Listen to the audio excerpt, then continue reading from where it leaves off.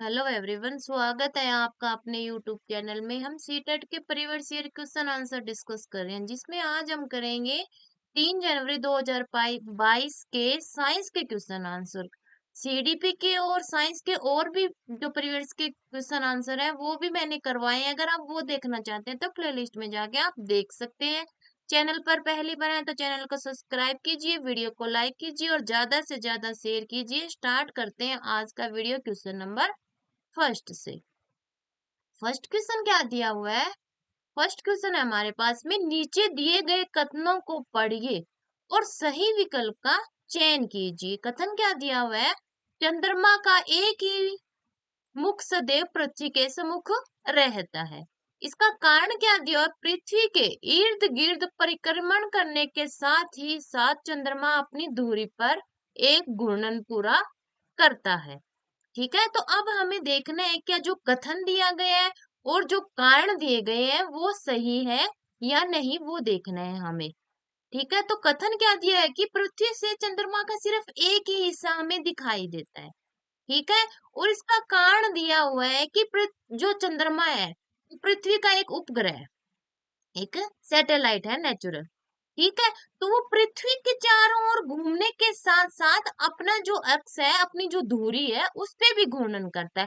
और दोनों में लगभग 27 दिन का समय, लगभग समान समय लेता है वो। इसीलिए सिर्फ हमें चंद्रमा का एक ही पार्ट दिखाई देता है पृथ्वी से देखने पर। और क्या बता सकते हैं हम चंद्रमा के बारे में कि चंद्रमा का पर जो गुरुत्वाकर्षण है और पृथ्वी पर जो गुरुत्वाकर्षण है उसका 1/6 है।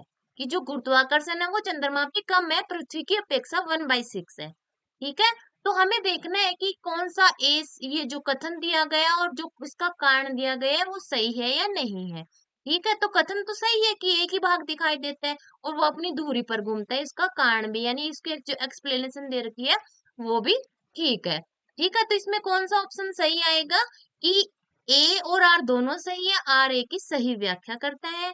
दूसरा ऑप्शन क्या है? ए और आर दोनों सही है लेकिन आर ए की सही व्याख्या नहीं करता।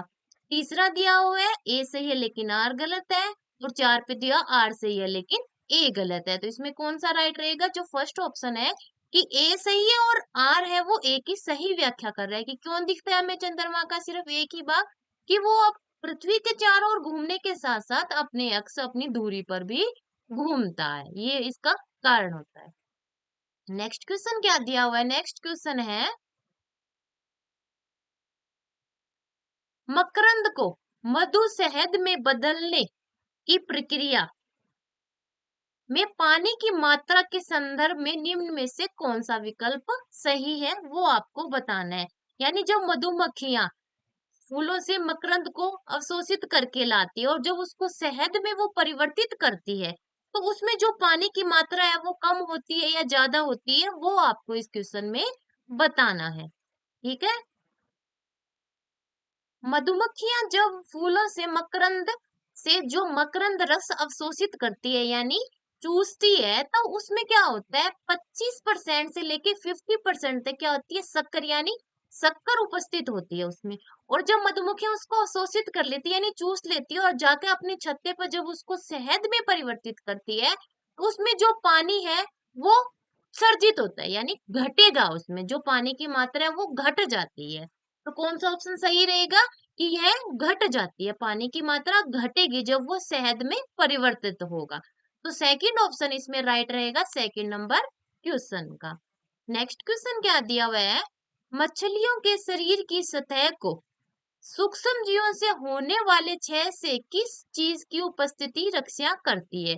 यानी जो मछलियां हैं वो पानी में रहती है, उनका जो शरीर है उसमें कोई और सूक्ष्म जीव किस प्रकार से उस पे हमला कर सकता है, उससे जो मछलियां हैं वो अपने शरीर को कैसे बचाती है, वो आपको इसमें बताना है। कौन सा है मछली के शरीर का कौन सा पार्ट है वो उसकी रक्षा करेगा? क्या सल्क है, श्लेष्म झिल्ली या परत है, मीन पक्ष है या चर्बी है? कौन सा पार्ट है जो मछली की रक्षा करते हैं अन्य सूक्ष्म जीवों से, वो आपको इस क्वेश्चन में बताना है। अब देखिए, जो मछली की श्लेष्म झिल्ली होती है उसके अंदर क्या होता है, बैक्टीरिया और एंटीबॉडी से लड़ने की क्या होते हैं, एंजाइम पाए जाते हैं। जो श्लेष्म झिल्ली या परत होती है उसमें ऐसे एंजाइम पाए जाते हैं जो सूक्ष्म जीवों से मछली के शरीर की रक्षा करते हैं। यानी कौन सा ऑप्शन सही रहेगा इसमें? जो 2 नंबर पे ऑप्शन दिया हुआ है कि श्लेष्म झिल्ली या परत, वो मछली की अन्य सूक्ष्म जीवों से रक्षा करती है। ठीक है, थर्ड का सेकंड ऑप्शन राइट हो जाएगा। नेक्स्ट क्वेश्चन क्या दिया हुआ है 4 नंबर।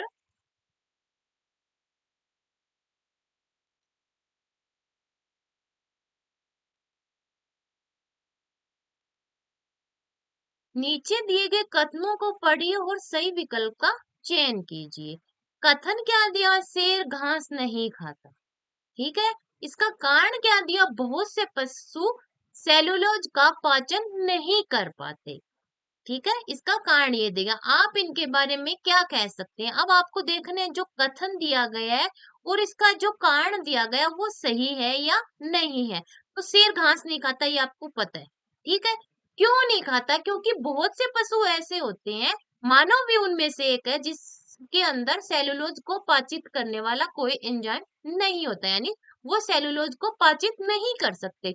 सेलुलोज क्या होता है? एक फाइबर युक्त भोजन तो होता है, यानी इसमें फाइबर तो प्रचुर मात्रा में होता है, पर मानव और अन्य पशु ऐसे हैं कुछ जो सेलुलोज को पाचित नहीं कर सकते। तो इसका कारण जो दिया गया वो सही है। यानी ए भी सही है और आर इसकी सही व्याख्या कर रहे हैं कि शेर घास क्यों नहीं खाता है, क्योंकि वो सेलुलोज को पाचित नहीं कर सकता। घास के अंदर क्या होता है? सेलुलोज होता है। ठीक है, तो क्या हो जाएगा? ए सही है और आर ए की सही व्याख्या या सही स्पष्टीकरण कर रहा है। तो कौन सा ऑप्शन सही हो जाएगा इसमें? 4 नंबर क्वेश्चन में हमारे 4 नंबर क्वेश्चन में पहला ही ऑप्शन राइट हो जाएगा कि ए और आर दोनों सही है और आर ए का सही स्पष्टीकरण कर रहा है। नेक्स्ट क्वेश्चन क्या दिया हुआ है? 5 नंबर क्वेश्चन है, निम्न में से शर्करा के किन स्रोतों में ग्लूटेन नामक घटक होता है जिसके कारण कुछ व्यक्तियों को एलर्जी हो सकती है?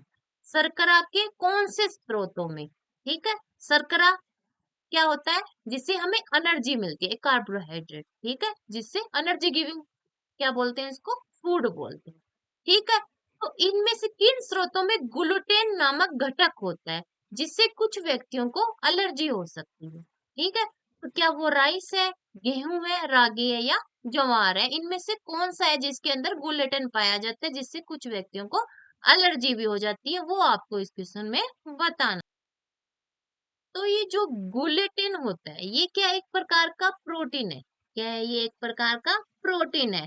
और जो शर्करा के स्रोत हैं जैसे गेहूं और क्या है, जो गेहूं और जो शर्करा के स्रोत है उनमें ये पाया जाता है।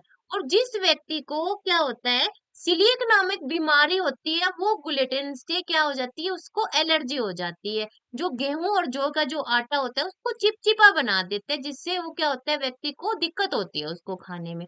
तो क्या आएगा इस ऑप्शन में? जो सेकंड ऑप्शन दिया है व्हीट, गेहूं, उसमें ये पाया जाएगा। और एक पाया जाता है किसमें? जौ में। ठीक है, ये बात आप ध्यान रखिए। 5 नंबर क्वेश्चन का 2 नंबर जो ऑप्शन है वो राइट हो जाएगा। और ये जो ग्लूटेन है किसको नुकसान पहुंचाता है? ये पहुंचाता है हमारी जो छोटी आंत होती है उसको नुकसान पहुंचाता है। ठीक है, नेक्स्ट क्वेश्चन क्या दिया हुआ है? 6 नंबर क्वेश्चन हमारे पास में, एक्स एक पुष्पविहीन और बीजविहीन पौधा है जो जमीन पर उगता है। निम्न में से एक्स कौन सा है वो आपको बताना है। कि एक्स बताया है हमें कि एक पुष्पवहीन यानी उसपे कोई फूल नहीं लगता और उसका कोई बीज भी नहीं होता और जमीन पर उगता है वो। निम्न में से कौन सा एक्स हो सकता है? क्या वो एक चीड़ का पेड़ है, दूसरा है शैवाल है, तीसरा है आर्किड है या परागण है? कौन सा है वो आपको बताना है। तो ये आएगा हमारा जो फर्न दिया हुआ है 4 नंबर ऑप्शन में वो रहेगा। कि फर्न का जो पौधा है उसके चार तीन हिस्से होते हैं, पत्तियां होती है, तना होता है और जड़ होती है। उसमें बीज और पुष्प कोई जगह नहीं होती। उसके जो पत्तियां होती है उसी को काट के दूसरा पौधा बनाया जाता है, यानी उसी से दूसरा पौधा बनाया जाता है। उसकी जो पत्तियां होती हैं उसी में बीजाणु दानियां पाई जाती है, यानी वो ही दूसरे पौधे का रूप ले लेती है। ठीक है, तो कौन सा आ जाएगा? जो 4 नंबर ऑप्शन पे फर्न दिया हुआ परागण, वो ही ऐसा पौधा है जो जिसमें कोई पुष्प नहीं होता और कोई बीज भी नहीं होता। उसके तीन ही पार्ट होते हैं, बीज, तना और नहीं, पत्तियां, तना और जड़। ठीक है, तो 6 का जो 4 नंबर ऑप्शन है वो राइट हो जाएगा। एक्स एक फर्न है। 7 नंबर क्वेश्चन क्या दिया हुआ है? 7 नंबर क्वेश्चन है, निम्न में से कौन सा रासायनिक परिवर्तनों का समुच्चय है वो आपको बताना है। तो सबसे पहले आपको यही पता होना चाहिए कि रासायनिक परिवर्तन क्या होता है। यानी जब एक वस्तु से हम, यानी एक पदार्थ हमारे पास है, उससे कोई दूसरा पदार्थ हमने बनाया, ठीक है, तो उस पदार्थ के गुण पहले जो थे और अब जो गुण है वो परिवर्तित हो गए हैं, तो वो क्या हो गया? रासायनिक परिवर्तन है। अगर उसके गुण में कोई परिवर्तन नहीं हुआ तो वो भौतिक परिवर्तन है। जैसे चीनी को हम तोड़ते हैं, यानी चीनी के टुकड़े को अगर हम तोड़ेंगे तो वो रहेगी तो चीनी, पर उसका जो साइज है वो चेंज हुआ है, सिर्फ गुण तो चेंज नहीं हुआ, मीठी थी मीठी ही है। ठीक है, इसी प्रकार जैसे हम दूध से दही बनाते हैं, तो पहले दूध था फिर वो दही बन गया, क्या दही से हम वापस दूध बना सकते? नहीं। तो इसके जो गुण थे वो चेंज हो गए, तो ये एक रासायनिक परिवर्तन है। ठीक है, इसमें आपको यही देखना है कि कौन सा समुच्चय रासायनिक परिवर्तनों का है। दूध में चीनी मिलाना, तो दूध में चीनी मिलाई है, इससे क्या हुआ है? दूध तो दूध ही रहा है और दूध मीठा हो गया, न कि उसके गुण में कोई परिवर्तन हुआ है, तो ये कोई रासायनिक परिवर्तन नहीं है। दूध से दही जमाना, हाँ, लैक्टोबैसिलस जीवाणु दूध को दही में परिवर्तित करता है, तो ये एक क्या है? रासायनिक परिवर्तन है, और रासायनिक परिवर्तन जीवाणु द्वारा हुआ है। ठीक है, अब है दूध से पनीर बनाना। दूध से पनीर बनाया, क्या पनीर को वापस दूध बना सकते हैं? नहीं, तो उसका भी रासायनिक परिवर्तन है, उसके भी गुण है वो चेंज हो गए। अब क्या है? दही से लस्सी बनाना, तो दही से लस्सी बनाई है तो उसका कोई गुण है, ये एक भौतिक परिवर्तन है, न कि एक रासायनिक परिवर्तन है। तो कौन सा ऑप्शन सही रहेगा इसमें? जो 7 नंबर क्वेश्चन दिया हुआ है हमारे पास में, इसमें रहेगा हमारा 2 और 3। 2 और 3 दिया हुआ है हमें 2 नंबर ऑप्शन में, तो ये जो बी ऑप्शन है वो राइट हो जाएगा 7 नंबर क्वेश्चन का। नेक्स्ट क्वेश्चन क्या दिया हुआ है? निम्न में से कौन सा सबसे मजबूत प्राकृतिक तंतु है? कौन सा मजबूत प्राकृतिक तंतु है वो आपको बताना है इस क्वेश्चन में। तो पहला ऑप्शन क्या दिया हुआ है? ऊन, वूल, दूसरा रेशम, तीसरा फ्लिस, 4 पे दिया हुआ है जूट। इसमें जो रेशम सिल्क होता है वो एक प्राकृतिक है, आपको पता है रेशम कीट से रेशम बनाया जाता है, प्राकृतिक तंतु है। इसका जो रेशा है वो सबसे मजबूत होता है और ये एक प्रकार का प्रोटीन होता है। ठीक है, तो सेकंड ऑप्शन सही रहेगा 8 नंबर क्वेश्चन में। ठीक है, 9 नंबर क्वेश्चन क्या दिया हुआ है? 9 नंबर क्वेश्चन है, निम्न में से कौन सा एक संश्लिष्ट कृत्रिम सूचक है? संश्लिष्ट यानी मानव द्वारा बनाया गया सूचक है। सूचक क्या होते हैं? जिससे हम किसी पदार्थ के बारे में जान सकते हैं। जैसे हम अम्ल, ये अम्ल है या क्षार है, इसका कैसे पता लगाएं? उसके अंदर कुछ मिलाएंगे, कुछ ऐड करेंगे तभी हमें पता होगा, यानी कोई एक्सपेरिमेंट करेंगे तब हमने उसको यूज किया, सूचक यानी सूचना देने वाला।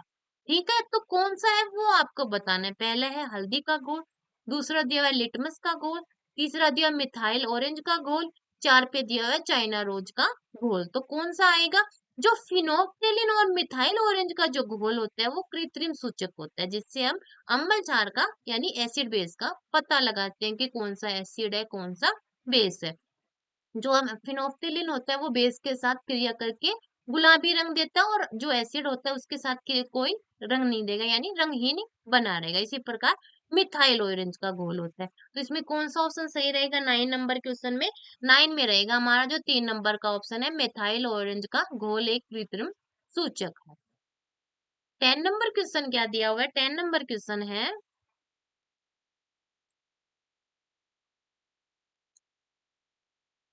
आदिति अपने मित्र को एक गुप्त संदेश भेजना चाहती है। उसने अपने मित्र को एक पत्र दिया जिसमें कुछ भी लिखा हुआ दिखाई नहीं दे रहा था। उसने अपने मित्र से कहा कि वह कागज पर चुकंदर का रस मल दे, जिसके बाद गहरे लाल रंग में संदेश दिखने लगेगा। अदिति ने संदेश लिखने के लिए निम्न में से किस पदार्थ का प्रयोग किया वो आपको बताना है। पहला है साधारण नमक का, दूसरा दिया है ग्लूकोज का घोल, तीसरा दिया बेकिंग सोडे का घोल, और 4 पे दिया नींबू का रस। तो जो बेकिंग सोडे का जो घोल है, इससे अगर हम लिखते हैं कागज पर, तो उससे लिखा हुआ कुछ भी हमें दिखाई नहीं देता, और जैसे ही उसके ऊपर चुकंदर का रस रगड़ा जाता है, तो क्या होता है, उससे लिखे हुए जो अक्षर है वो लाल हमें दिखाई देने, यानी कागज पे जैसे ही हम चुकंदर का रस डालेंगे, उस पे रेड रक्स जो होता है वो रेड हो जाएगा, उस पे लिखा हुआ हमें दिखाई देने लग जाएगा। ठीक है, तो अदिति ने किसका प्रयोग किया? बेकिंग सोडे के घोल का प्रयोग किया था लिखने के लिए। 10 का जो 3 नंबर ऑप्शन है सी, वो राइट हो जाएगा। 11 नंबर क्वेश्चन क्या दिया हुआ है? समरूप जुड़वा का जन्म होता है, यानी एक जैसे जो जुड़वा बच्चे होते हैं उनका जन्म कैसे होता है वो आपको बताना है। अलैंगिक प्रजनन से, दूसरा है दो अंडों के निषेचन से, तीसरा है एक अंडे का निषेचन दो शुक्राणुओं से, और 4 है एक अंडे का निषेचन एक शुक्राणु से। तो जब निषेचन होता है तो मादा का जो अंडा होता है और नर का जो शुक्राणु मिलके निषेचन करते हैं, ये आपको पता है, ठीक है। तो इसमें क्या होता है, जो समरूप जुड़वा जो बच्चे होते हैं, जब निषेचन की क्रिया होती है तो दो भागों में विभाजित हो जाता है, यानी एक ही अंडा और एक ही शुक्राणु अगर विभाजित होकर दो क्या करेंगे, युग्मक बनाएंगे, तब क्या होगा, समरूप जुड़वा बच्चों का जन्म होगा। पर ऐसे ही अगर क्या हो कि जब एक अंडे का निषेचन दो शुक्राणुओं से होगा, तो क्या होगा कि जो होगा बच्चा जुड़वा होंगे, ट्विन होंगे, पर वो समरूप नहीं होंगे। क्या नहीं होंगे? वो समरूप नहीं होंगे, यानी उनका लिंग सेम भी हो सकता है और उनका लिंग अलग भी हो सकता है। पर जब एक अंडे का निषेचन एक ही शुक्राणु से होगा, तो उनका लिंग भी सेम होगा और वो समरूप जुड़वा बच्चे कहलाएंगे। ठीक है, तो इसमें आ जाएगा जो 4 नंबर ऑप्शन है कि एक अंडे का निषेचन एक शुक्राणु से होता है, तब क्या होता है, समरूप जुड़वा बच्चों का जन्म होता है। 4 नंबर ऑप्शन राइट हो जाएगा 11 नंबर क्वेश्चन में। 12 नंबर क्वेश्चन क्या दिया हुआ है?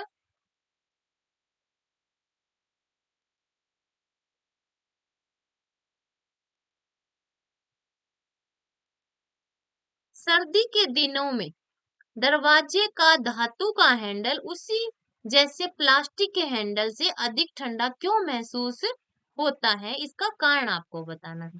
पहला ऑप्शन दिया है, प्लास्टिक की अपेक्षा धातु उष्मा की बेहतर अवशोषक है।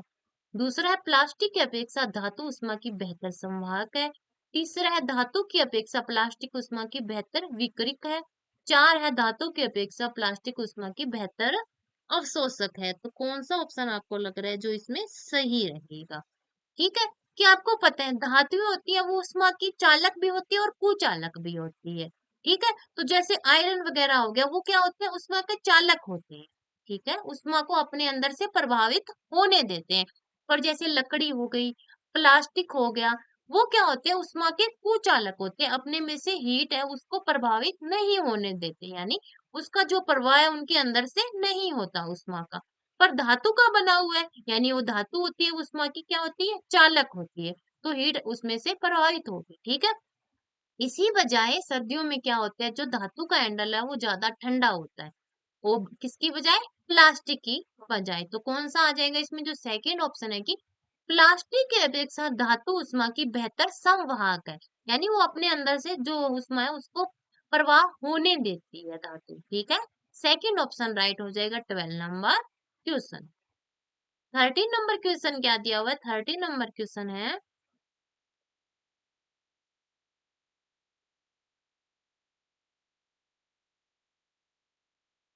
नीचे दिए गए कथनों को पढ़िए और सही विकल्प का चयन कीजिए। परासर्वे ध्वनि मनुष्य के लिए असर्वे है। कारण क्या दिया, मानव की कान की श्रवण सीमा है वो 20 हर्ट्ज से लेकर 20,000 हर्ट्ज तक होती है। ठीक है, तो आपको देखना है जो कथन दिया गया और उसका जो कारण बताया गया कि ऐसा क्यों है, वो सही है या गलत है। तो जो परासर्वे ध्वनि होती है, उनकी जो आवृत्ति होती है वो 20,000 हर्ट्ज से ज्यादा की होती है। ठीक है, पर मानव की कान की जो सीमा है, यानी मानव कितनी सीमा तक ध्वनि को सुन सकता है, वो है 20 हर्ट्ज से 20,000 हर्ट्ज तक। ठीक है, हर्ट्ज क्या होता है, इनकी आवृत्ति का मापने का यूनिट होती है हर्ट्ज।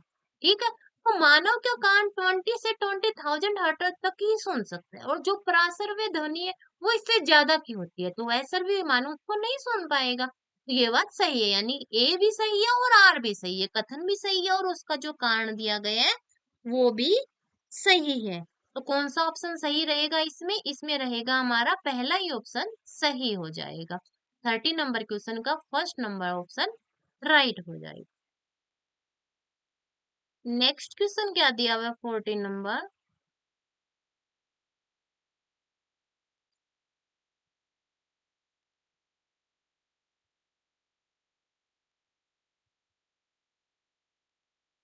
किसी इमारत में तड़ित चालक क्यों लगाया जाता है? यानी जब बिजली वगैरह चमकती है तो कई जो इमारतें आजकल बन रही है उस पे लगाया जाता है कि जब भी ऐसा कुछ हो तो बिजली का जो आवेश है वो इमारत पर कोई नुकसान ना पहुंचाए, वो सीधा भूमि में चला जाए। इसलिए तड़ित चालक लगाए जाते हैं। ठीक है, क्यों लगाए जाते हैं इसके कारण आपको बताना है। पहला क्या है, यह तड़ित बिजली को इमारत पर गिरने से पहले ही विकसित कर देता है। दूसरा है, बिजली को उस क्षेत्र में बलपूर्वक गिरा देता है जहां कोई इमारत न हो। तीसरा दिया हुआ है, बिजली की इमारत से टकराने पर उत्पन्न आवेश को या भूमि में समाहित कर देता है। चार दिया हुआ है, बिजली की विद्युत शक्ति को एकत्र कर लेता है। यानी जो तड़ी चालक है वो कहाँ लगाया जाता है, इसका जो ऊपरी सिरा होता है वो नुकीला होता है। ठीक है, और इमारत के सबसे ऊपरी हिस्से पे इसको लगाया जाता है और इसका जो कनेक्शन है तांबे के तार से क्या कर दिया जाता है, जमीन के साथ कर दिया जाता है, भूमि के साथ किया जाता है। यानी जैसे ही बिजली या तड़ित का जो आवेश है वो आएगा और इसके आएगा और आते ही क्या चला जाएगा, भूमि के अंदर प्रवाह हो जाएगा उसको, तो इमारत पर किसी प्रकार का कोई नुकसान नहीं होगा। तो क्या आएगा इसमें, 3 नंबर जो ऑप्शन है वो और इसमें राइट रहेगा कि बिजली के इमारत से टकराने पर उत्पन्न आवेश को यह भूमि में समाहित कर देगा। यानी जैसे ही बिजली टकराएगी वो आवेशित होगा, आवेशित होते ही उसका जो कनेक्शन है वो भूमि से किया हुआ है तो भूमि में चला जाएगा, न कि उसे इमारत पर नुकसान पहुंचाएगा। ठीक है, 3rd नंबर ऑप्शन राइट हो जाएगा 14 नंबर क्वेश्चन का। 15 नंबर क्वेश्चन क्या दिया हुआ है? 15 नंबर क्वेश्चन है, यदि हम प्राकृतिक रेशों के कपड़े की अपेक्षा कृत्रिम संश्लेषित रेशे के कपड़े पहने तो आग दुर्घटना में गंभीर रूप से जलने की संभावना होती है। ऐसा इसलिए होता है क्योंकि कृत्रिम या संश्लेषित रेशे क्या होते हैं वो आपको बताना है। पहला ऑप्शन दिया है, जलने पर राख बन जाते हैं। दूसरा है, जलने पर पिघलकर द्रव होकर वाष्पित हो जाते हैं। तीन दिया है, लपटों के साथ जलते हैं। और चार है, जलने पर चिपचिपा द्रव बन जाते हैं। कृत्रिम या संश्लेषित रेशे कौन से होंगे, जो मानव द्वारा बनाए, जैसे रेयॉन हो गया, एक्रिलिक हो गया, पॉलिस्टर वगैरह, ये सब क्या है, संश्लेषित रेशे हैं। इनसे जो कपड़े बनाए जाते हैं, अगर ऐसा हो कि ये कपड़े पहने और हम आग की लपेटों के पास में चले जाते हैं तो ये जो कपड़ा होता है, ये जो रेशे होते हैं वो जलने पर क्या होते हैं, चिपचिपा दरो बन जाते हैं और हमारी बॉडी पे चिपक जाएंगे। तो बॉडी पे चिपकेंगे तो जो हमारे साथ जो दुर्घटना हुई है उससे हम गंभीर रूप से जलेंगे। अगर ऐसे हमने दूसरे जो कृत्रिम रेशे हैं उनसे बना हुआ कपड़ा पहना तो वो जलकर राख हो जाता, जिससे हमारी बॉडी है वो कुछ हद तक उससे बच जाती। और ये जो रेशे रहते हैं कृत्रिम, ये जलने पर हमारी बॉडी पे ही चिपक जाएंगे तो उससे और ज्यादा जलन हमें महसूस होगी। तो क्या होगा, जलने पर चिपचिपा द्रव बन जाते हैं जो कृत्रिम रेशे होते हैं वो। ठीक है, तो कौन सा आएगा हमारा 15 का 4 नंबर जो ऑप्शन है वो राइट हो जाएगा। 16 नंबर क्वेश्चन क्या दिया हुआ है? 16 नंबर क्वेश्चन है, निम्न में से कौन सा मिश्रणों का समूह है वो आपको बताना है। तो मिश्रण क्या होता है? मिश्रण होता है जिसमें एक से अधिक पदार्थ मिले होते हैं और उनका जो अनुपात होता है कि कोई ज्यादा है कोई कम है, वो एक निश्चित अनुपात में नहीं मिलते। और जब निश्चित अनुपात में मिलते हैं दो या दो से अधिक पदार्थ, तो उनसे यौगिक बनता है, न कि मिश्रण बनता है। यौगिक बनेगा, निश्चित अनुपात में मिलेंगे। जैसे हमारा है H2O जल, उसमें ओ हाइड्रोजन और ऑक्सीजन की जो मात्रा है वो निश्चित है, तो ये एक यौगिक है। ठीक है, मिश्रण में क्या होगा, जो ये मिलेंगे पदार्थ उनकी मात्रा निश्चित नहीं रहेगी, कोई ज्यादा होगा कोई कम होगा। वो आपको देखना है कौन सा समूह है वो मिश्रण का है। पहला दिया हुआ वायु, जल, लकड़ी और रेत। ठीक है, दूसरे में क्या दे दिया, दूसरे में दिया है लकड़ी और नमक, तीसरे में दिया नमक, रेत और जल, चार पे दिया लकड़ी, वायु और रेत। तो कौन सा ऑप्शन आपको लग रहा है जो इसमें सही रहेगा? तो लकड़ी है, लकड़ी में आपको नहीं पता कौन सा कार्बनिक पदार्थ कितनी मात्रा में है, तो इसमें जो ये एक मिश्रण है। वायु में भी नहीं पता कौन सी गैस कितनी मात्रा में है, तो वायु भी मिश्रण हो गया। रेत में भी नहीं पता हमें, तो ये जो 4 नंबर पे है, ये क्या है, एक मिश्रण है, न कि यौगिक है। जैसे पहले में दे दिया जल, तो जल एक यौगिक हो गया। नमक है, नमक भी क्या है, एक यौगिक है, न कि मिश्रण है। और इसमें भी जल है, तो ये भी एक यौगिक है। तो सिर्फ 4 नंबर ही ऑप्शन है जिसमें क्या है, लकड़ी, वायु और रेत दिए हैं, जो तीनों ही क्या है, एक मिश्रण का समूह। ठीक है, तो 16 का 4 नंबर ऑप्शन राइट हो जाएगा। 17 नंबर क्वेश्चन क्या दिया हुआ है, एक साइकिल सवार 2 मिनट में 360 मीटर की दूरी तय करता है। उस क्या उसकी चाल बतानी है, स्पीड बतानी है हमें, और टाइम दिया 2 मिनट, और दूरी कितनी दी हुई है, डिस्टेंस कितनी दी हुई है, 360 मीटर। ठीक है, अब हमें जो ऑप्शन दिए गए हैं वो क्या है, 180 मीटर प्रति सेकंड, दूसरा दिया हुआ है 60 मीटर प्रति सेकंड, तीसरा 3 मीटर प्रति सेकंड, और 4 पे दिया 30 मीटर पर सेकंड। ठीक है, तो ऑप्शन देके किस में दिए हुए हैं, सेकंड में दिए हुए हैं, और हमारे पास टाइम क्या है, मिनट में है। तो सबसे पहले हम इसको चेंज करेंगे सेकंड में। तो 2 मिनट में कितने सेकंड होंगे, 120, यानी 1 मिनट में 60 होता है, तो 2 में 120 हो जाएगा। अब क्या है, हमें दूरी भी दी हुई है 360 मीटर में। ठीक है, तो जो हमें निकालनी है चाल, तो चाल का क्या हो, यानी स्पीड का क्या फॉर्मूला रहता है, डिस्टेंस बाई टाइम, यानी दूरी बटा समय। तो समय है हमारे पास में 120। ठीक है, तो इस जीरो से ये जीरो कैंसिल, और 12 से ये 36, 12 3 जा 36, तो क्या आ जाएगी, 3 मीटर पर सेकेंड, यानी थर्ड जो ऑप्शन है वो हमारा राइट हो जाएगा इस 17 नंबर क्वेश्चन में। 18 नंबर क्वेश्चन क्या दिया, एक अवतल दर्पण की फोकस दूरी दी हुई है 20 सेंटीमीटर। कितनी दी हुई है फोकस दूरी, 20 सेंटीमीटर। आभासी प्रतिबिंब बनाने के लिए वस्तु को अवतल दर्पण से कितनी दूरी पर रखा जा सकता है। कैसा प्रतिबिंब बनाना है, आभासी बनाना है, तो इस बात का आप ध्यान रखिए। आभासी प्रतिबिंब बनाने के लिए वस्तु है उसको कहाँ रखना चाहिए, वो आपको ध्यान है। इसके गुण होते हैं, अवतल दर्पण, उत्तल दर्पण, इनकी अपनी एक प्रॉपर्टी होती है कि यहाँ अगर हम वस्तु रखेंगे तो उसका जो प्रतिबिंब है वो वास्तविक होगा या आभासी होगा, वो आपको देखना है। ठीक है, तो दर्पण सूत्र क्या होता है, दर्पण सूत्र होता है 1/f equal to 1/u plus 1/v। अब ये लिया है हमने अवतल दर्पण, इसमें जो 1/u रहेगा वो रहेगा हमारा 1/-20। क्या रहेगा वो, 1/-20, क्योंकि जो अवतल दर्पण में हमें कैसा आभासी प्रतिबिंब बनाना है, तो वस्तु को जो रखेंगे हम वो रखेंगे फोकस पे। कहाँ रखेंगे, फोकस पे रखेंगे, तब उसका जो प्रतिबिंब बनेगा वो आभासी बनेगा। ठीक है, कैसा प्रतिबिंब बनेगा, आभासी बनेगा। तो 1/u क्या लेंगे इसमें, 1/-20। अब निकालनी है हमें 1/v, यानी कितनी दूरी पर रखें, 1/v निकालनी है हमें।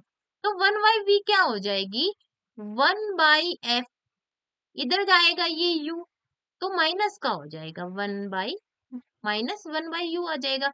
अब हमने वन फोकस दूरी आपको पता है 20 दी हुई है, तो 1/ जो f दिया हो 1/20 हो जाएगा।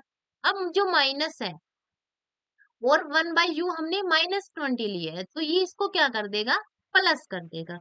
क्या कर देगा, ये इसको प्लस कर देगा, तो ये भी 1/20 आ जाएगा। अब क्या आएगा, अब इनका जो एलसीएम लेंगे वो 20 आ जाएगा, तो ऊपर बन जाएगा 2, नीचे आ जाएगा हमारा 20। अब क्या आ जाएगा, 1/10, यानी 1/v हमारा क्या आएगा, 1/10 आएगा। कौन सा ऑप्शन सही लग रहा है आपको जो इसमें राइट होगा 18 नंबर क्वेश्चन में, पहला ही ऑप्शन है जो 10 सेंटीमीटर में दिया हुआ है। 10 ही हमारी आई है, 1/v कितनी आई है, 1/10, तो v इक्वल टू 10 सेंटीमीटर आ जाएगा। ए ऑप्शन राइट हो जाएगा 18 नंबर क्वेश्चन का। 19 नंबर क्वेश्चन क्या दिया, जब एक छड़ चुंबक लोहे के बुरादे के समीप लाई जाती है तो लोहे का बुरादा उसके अधिकांशतः किस भाग पर चिपकता है, वो आपको बताना है। यानी जो एक छड़ चुंबक है, ठीक है, उसके किसके पास ले जाया जा रहा है? लोहे के बुरादे यानी लोहे के जो छोटे छोटे टुकड़े पड़े हैं उसके पास से ले जाया जाता है। तो लोहे के जो टुकड़े हैं वो कहाँ चिपकेंगे वो आपको बताना है। तो वो चिपकेंगे इसके जो ध्रुव होते हैं नॉर्थ और साउथ उन पे चिपकेंगे। ठीक है, क्योंकि जो चुंबक पे चुंबकीय जो बल रेखाएं निकलती है वो ध्रुवों से निकलती है। जो चुंबक तो सबसे ज्यादा कहाँ होता है? ध्रुवों पर होता है, वहीं पे ये टुकड़े चिपक जाएंगे। तो अधिकांशतः दोनों किनारों पर चिपकेंगे। पहला ऑप्शन है अधिकांशतः मध्य में, केवल मध्य में, सभी जगह समान रूप से। और 4 नंबर ऑप्शन क्या है? अधिकांशतः दोनों किनारों पर चिपकेंगे लगभग सारे टुकड़े। ठीक है, तो 19 का जो 4 नंबर ऑप्शन है वो राइट हो जाएगा। 20 नंबर क्वेश्चन क्या दिया हुआ है? ए बी सी डी निम्न 4 माध्यमों को निरूपित करता है। यानी ए बी सी डी 4 माध्यम है। पहला दिया हुआ है एयर वायु, बी दिया हुआ है जल, सी दिया हुआ है लोहे की छड़ और डी दिया हुआ है निर्वात यानी वैक्यूम दिया हुआ है। ठीक है, ऊपर दिए गए किन माध्यम में ध्वनि की गति क्रमशः न्यूनतम और अधिकतम होगी वो आपको बताना है। ठीक है, तो ध्वनि की जो गति होती है वो निर्वात यानी वैक्यूम में तो होती नहीं है, शून्य होती है। निर्वात में ध्वनि की कोई गति नहीं होती, यानी ध्वनि को गति करने के लिए माध्यम की जरूरत पड़ती है। तो निर्वात है, वहां पे कोई माध्यम नहीं है, तो वहां जो ध्वनि की गति है वो शून्य रहेगी।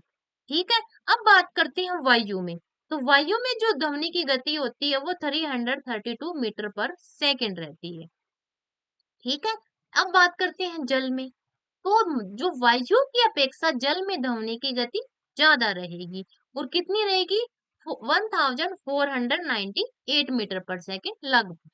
ठीक है, अब जल से लोहे में ज्यादा रहेगी। यानी जैसे जैसे माध्यम है वो ठोस होता जा रहा है, जैसे जैसे वैसे वैसे जो ध्वनि की जो गति है वो भी ज्यादा होती जा रही है। जैसे वायु की अपेक्षा जल में ज्यादा थी, जल की अपेक्षा लोहे की जो छड़ होती है उसमें ध्वनि की गति ज्यादा रहती है। और कितनी रहती है? लगभग 5920 मीटर पर सेकेंड रहती है। ठीक है, पर वैक्यूम में ध्वनि की गति शून्य होती है। हमें बतानी है न्यूनतम और अधिकतम।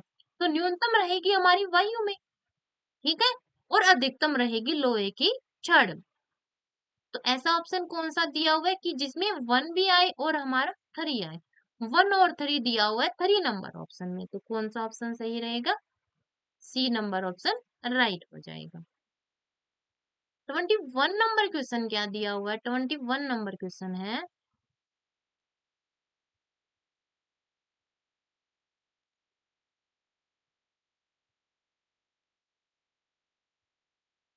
किसी शिक्षक ने एक पत्ती को परखनली में रखा और उसमें स्प्रिट अल्कोहल डाला।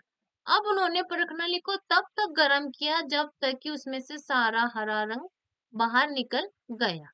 फिर उन्होंने पत्ती को बाहर निकाला और उस पर आयोडीन विलयन डाला। छात्रों ने निम्न कथन अपनी कॉपी में लिखे। ठीक है, पहला दिया the leaf turns black blue in colour, पत्ती का जो रंग है वो नीला काला हो गया। दूसरा दिया पत्ती में स्टार्च है, यानी पहला क्या हो गया कि पत्ती का रंग नीला काला हो गया। दूसरा क्या लिखा बच्चों ने? पत्ती में स्टार्च है। निम्न में से कौन सा कथन सही है वो आपको बताना है। क्या ए है जो है हमारा वो परीक्षण है, क्या प्रयोग है, और बी उसका निष्कर्ष है। ठीक है, ए निष्कर्ष है या बी प्रेक्षण है? ए और बी दोनों ही प्रेक्षण है या ए और बी दोनों ही निष्कर्ष है वो आपको बताना है। तो सबसे पहले हम क्या करते हैं? प्रयोग करते हैं। टीचर ने क्या किया? प्रयोग ही किया कि उसने एक पत्ती को लिया है, परखनली में रखा है, उसमें एल्कोहल डाला है और तब तक क्या किया? उसको गर्म किया है कि जब तक उसका हरा रंग न निकल गया। तो बच्चों ने ये चीज देखी है और फिर क्या हुआ? पत्ती का रंग जो है वो चेंज हो गया।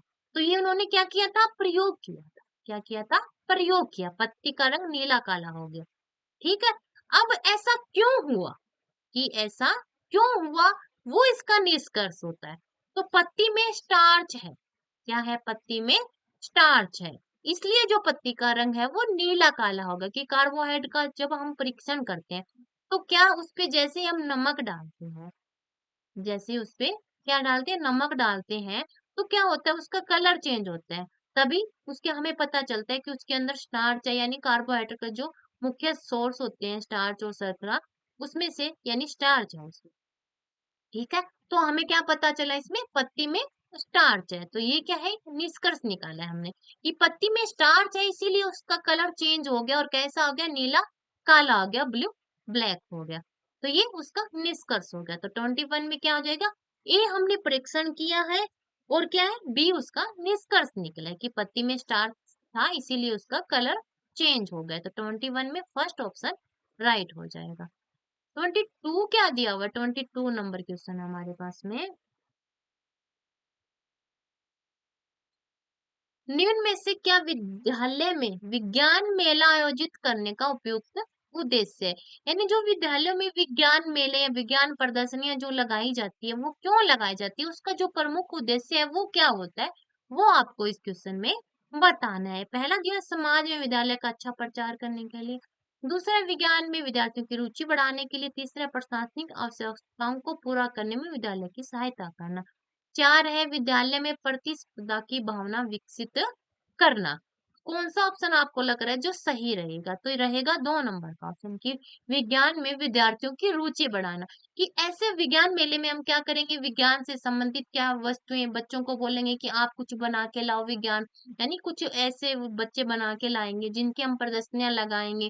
तो क्या होगा, विज्ञान में उनकी रुचि बढ़ेगी, विज्ञान को वो और अच्छे से जानना चाहेंगे। ठीक है, तो ये ऑप्शन इसमें राइट रहेगा, 22 में 2 नंबर ऑप्शन सही होगा। 23 नंबर क्वेश्चन क्या दिया हुआ, 23 नंबर क्वेश्चन है हमारे पास में, छात्रों की समझ के स्तर के अनुसार विज्ञान की पाठ्यचर्या अपनाना उसकी ब्लैंक को सुनिश्चित करता है। यानी छात्रों की समझ की कितना बच्चे समझ सकते हैं, उसी के आधार पर क्या विज्ञान की पाठ्यचर्या वो ऐसा ही पाठ्यक्रम रखना कि बच्चे, हम सेकंड लेवल में है तो उसी के हिसाब से कि बच्चा इतना ही जान पाएगा। ठीक है, उसी हिसाब से पाठ्यक्रम को बनाना, जैसे जैसे बढ़ता जाएगा उसको जो उसका विस्तार से समझाते जाएंगे। तो वो किस बात को बता रहा है वो आपको बताना है।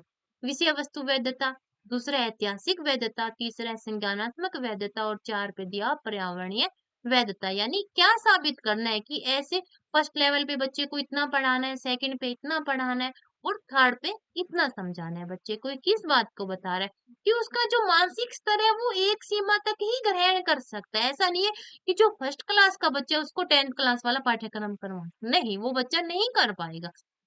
तो उसका जो मानसिक लेवल है उसी के हिसाब से अगर हम उसको करवाएंगे तो वो सही रहेगा।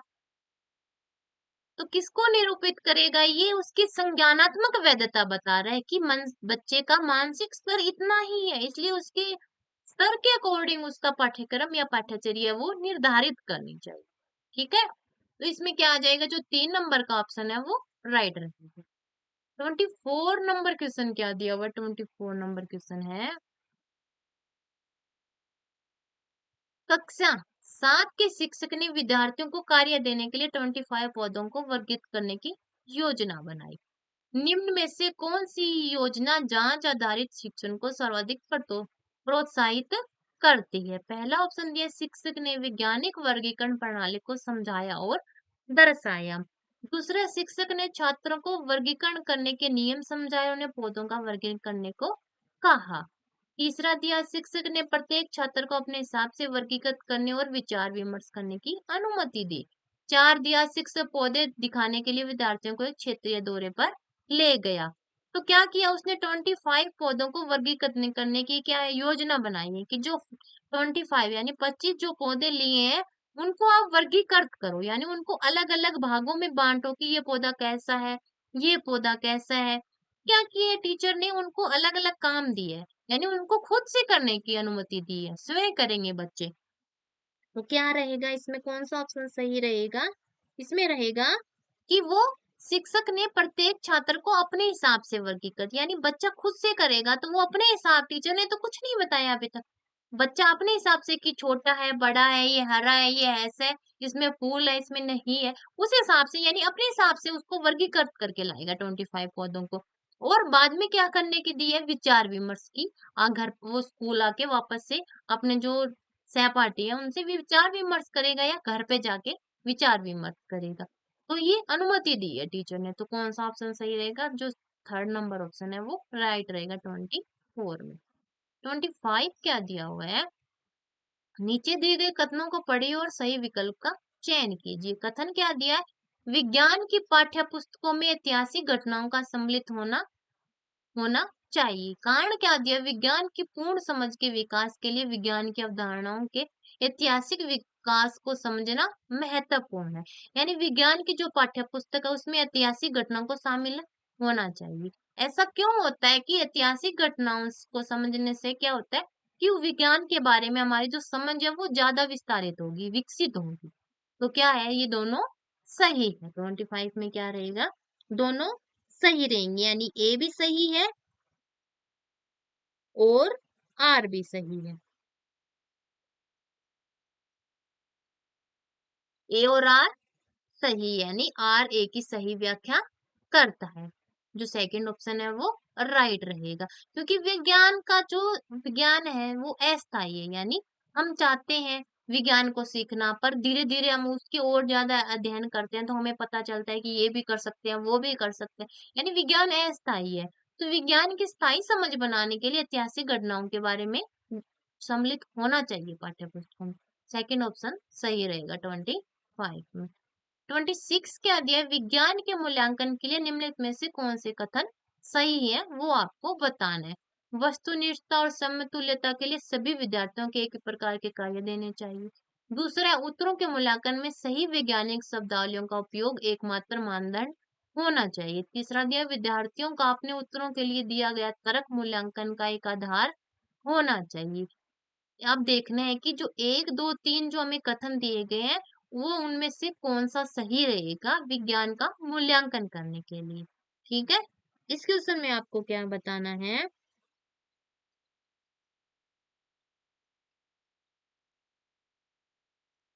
इसमें जो थर्ड ऑप्शन दिया गया है उसको देखिए, कि विद्यार्थियों का अपने उत्तरों के लिए दिया गया तर्क मूल्यांकन का आधार होना चाहिए। मूल्यांकन क्यों करते हैं? बच्चे की कमियाँ, उसकी उसने कितना सीखा, यानी उसकी जो प्रगति है उसके बारे में जानने के लिए तो हम मूल्यांकन करते हैं। अगर बच्चे ने उत्तर दिया है और उसका वो कोई तर्क दे रहा है कि मैंने ये उत्तर क्यों दिया, तो वो मूल्यांकन का आधार होना चाहिए। ये बात सही रहेगी इसमें। ओनली 3, ये मूल्यांकन का आधार होना चाहिए कि बच्चे ने ऐसा उत्तर क्यों दिया, उसके हिसाब से मूल्यांकन होना चाहिए। तो थर्ड जो ऑप्शन है वो दिया हुआ है ओनली डी, ओनली 3 दिया हुआ है डी नंबर ऑप्शन में। 26 में जो फोर्थ ऑप्शन है वो राइट रहेगा। 27 नंबर क्वेश्चन क्या दिया हुआ है? निम्नलिखित में से कौन से कथन विज्ञान की प्रकृति का वर्णन करते हैं वो आपको बताना है इस क्वेश्चन में। पहला दिया हुआ है विज्ञान ज्ञान अस्थायी है, वैज्ञानिक व्याख्याएं खंडन योग्य होती है। तीसरी दी हुई है यह अपने आसपास की दुनिया की व्याख्या करने का एक प्रयास है। 4 दिया यह है ज्ञान का परम भंडार है। तो कौन सा ऑप्शन आपको लग रहा है जो इसमें सही रहेगा? कौन सा? कि है ज्ञान का परम भंडार है और वैज्ञानिक ज्ञान अस्थायी होते हैं। वैज्ञानिक व्याख्याएं खंडन योग्य होती है, यह अपने आसपास की दुनिया की व्याख्या करने का एक प्रयास है। तो 1, 2 और 3 और 4 में से कौन सा सही है वो आपको बताना है। तो वैज्ञानिक ज्ञान अस्थायी होता है, ये बात सही है। ठीक है? तो जैसे चेंजेस होते जाते हैं इसमें।